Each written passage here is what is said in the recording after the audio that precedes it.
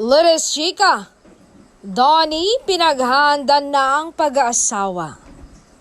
Todo kayod ngayon si Donnie Pangilinan dahil bukod nga sa kanya-kanyang kabi-kabilang project at endorsement at may mga negosyo pa siyang minamanage. Kaya naman marami nagtatanong kung bakit nga ba nagpapayaman ng husto ang aktor. Sa isang panayam, ipinaliwanag niya na sinasamantala lang niya ang pagkakataon pero inamin din niyang paghahanda rin ito para sa kanyang pag-aasawa. Saad ng aktor, I think ito yung tamang moment to seize the moment and take every opportunity that present itself kasi medyo nandun na tayo sa securing the safety nets. Para eventually, kapag may point na or there would come a point that needs na kailangan ko na mag-settle down, ready na kami. Ready na pala ako. Pahayag ni Donnie.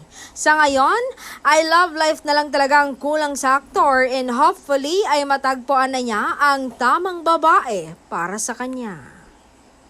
Pero hindi kaya inililihim lang ni Alden at meron pala siyang secret love affair? Kaloka lang kasi yung naghahanda na siya sa pag-asawa na wala pa naman siyang girlfriend na inaamin. O baka nga, mahlihim lang talaga itong si Donnie. At baka nga, si Bel Mariano ang kanyang girlfriend.